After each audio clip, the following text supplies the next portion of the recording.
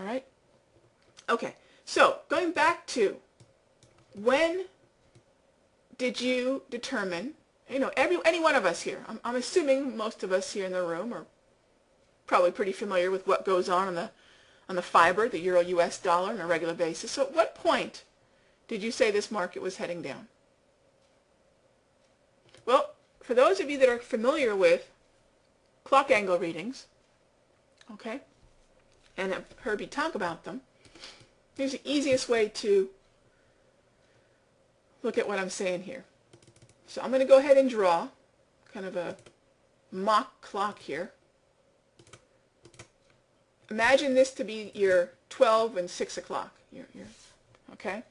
And then I'm going to go ahead and draw a little segment here, and that'll be 3. Like that one is red as well. Okay, so imagine this to be 12, 3, and 6 o'clock. We're in our market memory, and I kind of look at the angle of the wave as if it was the hands of a clock. Okay, and if you notice, if you were to read this right now, and I like clock angles because we all, I don't care where you are in the world, we all seem to have a very common understanding of what an angle 2 o'clock means. Heck, we all seem to know it so well. They make watches without numbers on them because we know these angles so well. So if I tell you 4 o'clock, if you know how to tell time, and I'm assuming most of us do by the time we graduate first grade, second grade, I don't know when they teach it, but we've known since we were children. If I were to say 4 o'clock, we have a pretty good understanding of what that angle means. Okay, I don't like using degrees because none of us are human protractors. At least I'm not.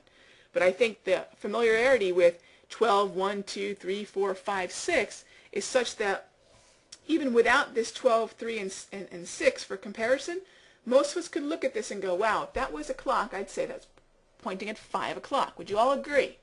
Now remember, if you are looking at this outside the market memory, hopefully now you'll see that if you are not looking at it within a 1 to 2 week look back, you could actually change the angle of this direction of the wave.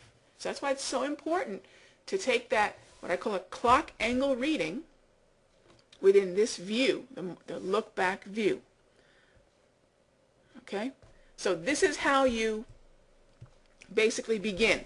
So just imagine this angle is 12 o'clock, 3 o'clock, and 6 o'clock. I just have them for, for comparison's sake.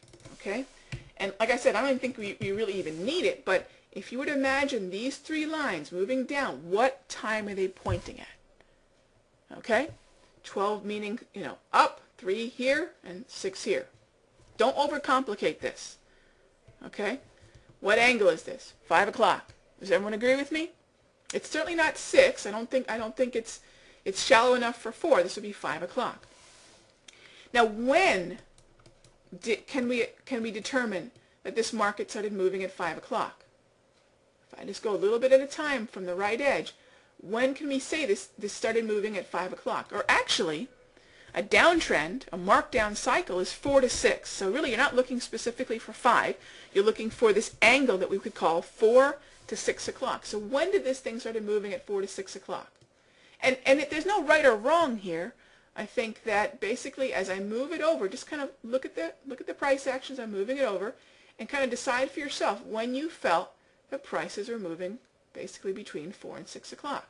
And I'm assuming that most of you are going to say so right around this area here, as prices were trading around the 37.30-ish area, and as they started moving down towards 37.10. Okay?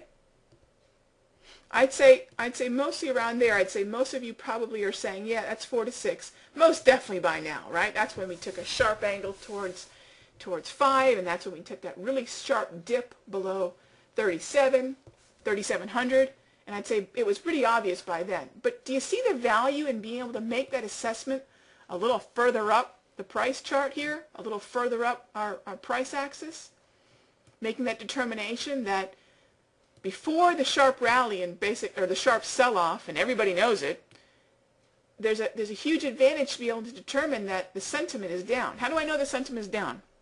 Well, for one, prices are trading below the wave. And you'll notice that I use a plugin here that I'm not sure when it's going to be available, but I know it's in the works. This plugin is called Grab, G-R-A-B, green, red, and blue. And what it does is it plots my candles in green if the close is above the top of the wave, the 34 EMA high. It plots the candles as blue if they close within the wave, in other words, within the 34 high to 34 low. And it plots the candles as red if prices plot below the 34 low. And you'll notice that even before we can say that the angle was sharply 5 o'clock or even 4 to 6, we started pricing on what I call the weak side of the wave. We started plotting the candles in red.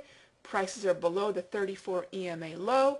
And while it may not be clearly a 4 to 6 o'clock downtrend, marked down cycle yet, there's definitely a sentiment shift that things are a little bit weaker.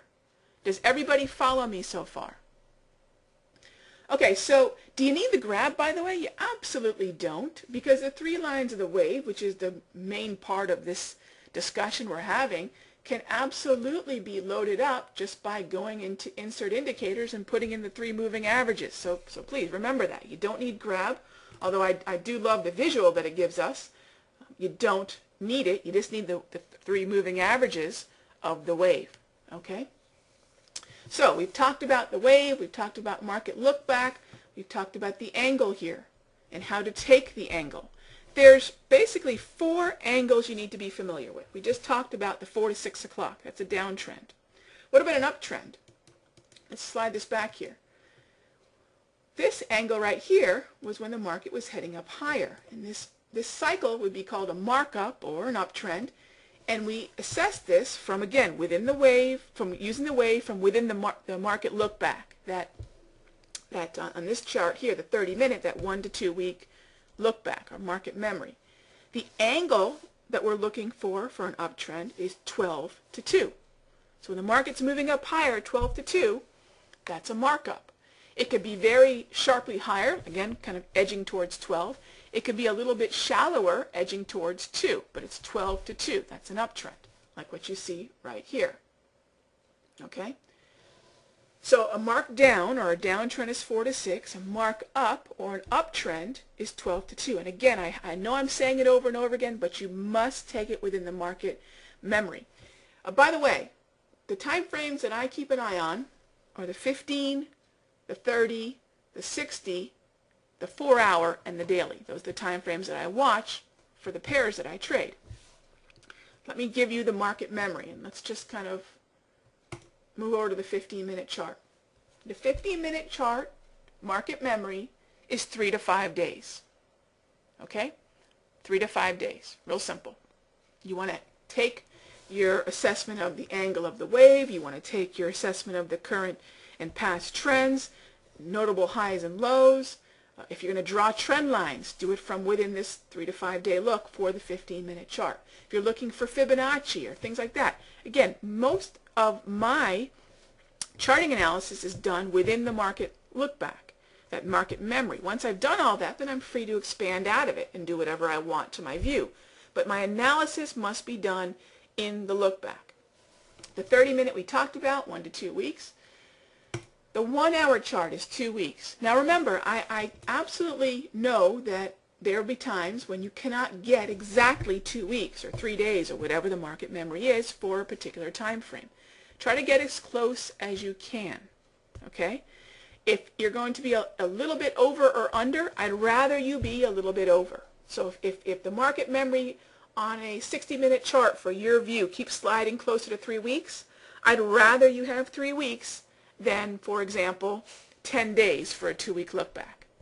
Okay, so I'd rather you be a little over. But please, don't think more is better. Get as close as you can, and if close as you can means a little bit over, that's fine.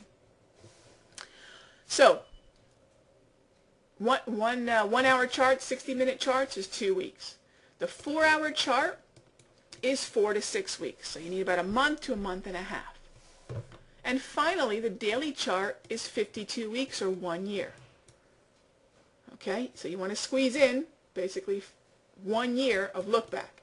Now again, you might not be able to get exactly that 1 year. And on the daily chart, it can be super tricky So it's basically 6 months to 1 year. If you end up with something that's closer to 10 months, I understand, that's fine. At some point though, take a look at the 52-week high and low. Okay, at some point, even if, like for example, when I squeeze in the 1 year, I get actually closer to a year and a half. Okay, but make sure you know where the 1 year or the 52-week high and low was, because that's very important support and resistance for a daily chart, for an end of day or daily chart. So there are the look backs of the time frames that I trade, that I most commonly trade. So you know what the wave is, you know how to take the reading of an uptrend and a downtrend. What about, there's two